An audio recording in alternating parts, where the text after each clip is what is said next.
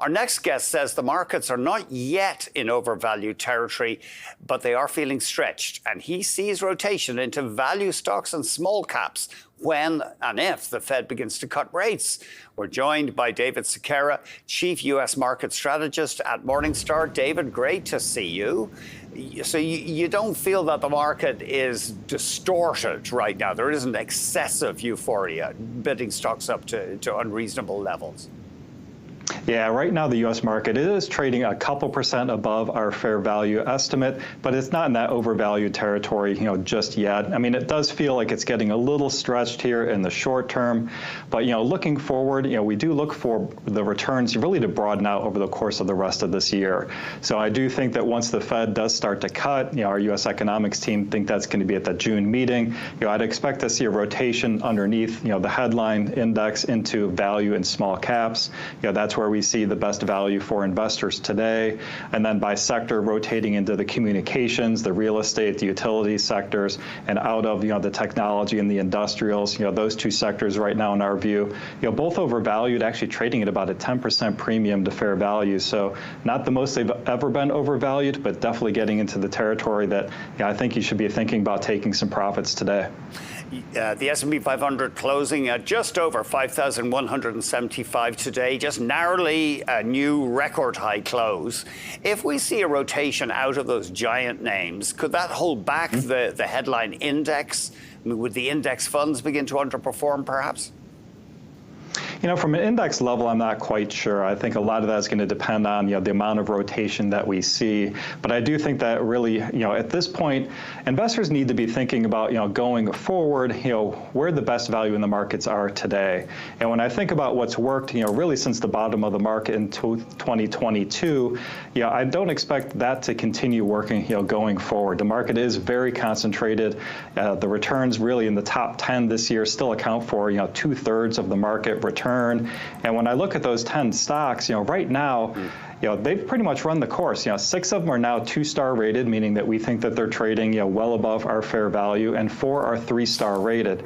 So again, I think now is the time to really just put on your contrarian hat, look for some of those areas that have underperformed, are undervalued, and we think are just, have too much negative sentiment. I think the CEO of Aramco would disagree with you here, but you feel oil demand will peak this decade, but energy stocks are cheap. They're trading at a roughly 6% discount. Exactly. So, long term, we do think that oil will start to decline. The amount of demand will decrease as we see things like electric vehicles, take a larger percentage of, share. And we do think the oil prices will decline, gradually thereafter. In fact, we think that, our mid-cycle economic oil price for WTI or West Texas is actually $55 a barrel. So I think we already have one of the more conservative forecasts out there on the street for demand. But even utilizing those assumptions, we do think the energy sector, is undervalued. I think it's a good sector that would benefit, and I think it's actually had pretty good performance here in the short term as we do see, investors, moving into that area.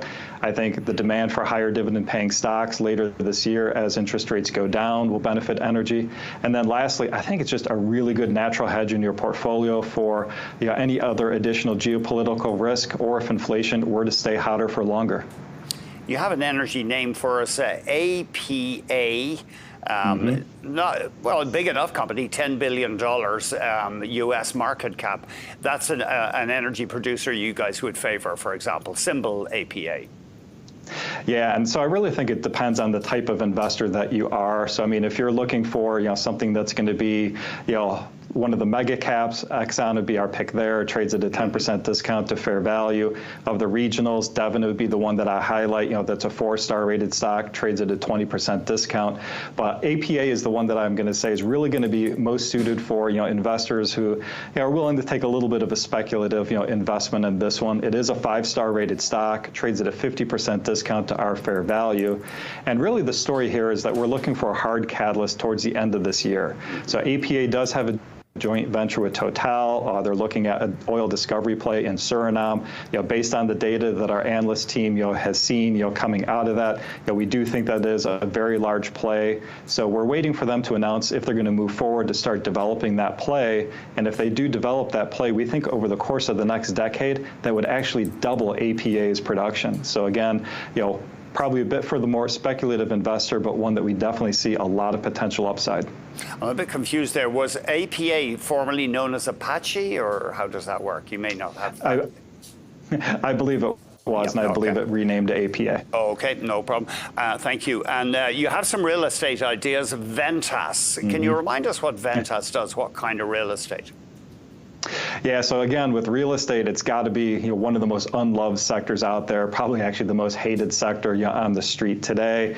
And again, we do think it's a good contrarian play. So within the real estate sector specifically, I do like these real estate plays that are more defensive in nature. So Ventas, has a real estate of medical offices, facilities, some healthcare facilities. So I do think it's a good defensive play within real estate. Trades at a 40% discount to fair value, has a nice attractive 4.2% dividend yield, puts it in that 5-star category in our valuation scheme. I think we better leave it there. I just very quickly, Nvidia, of course, is the poster child for rocket chips, but you say there's a case to be made that there's still a bit of value there. It's not quite at its fair value, Nvidia? Well, it's getting close. I mean, we did see it sell off a little bit this morning. I think this morning's action was really just more of a sell the news, type of event. So we did increase our fair value following the news yesterday. We think Blackwell does widen their first mover advantage. It's going to make some of their competitors, even further behind and harder for them to catch up. So our fair value on Nvidia stock today is $910 per share.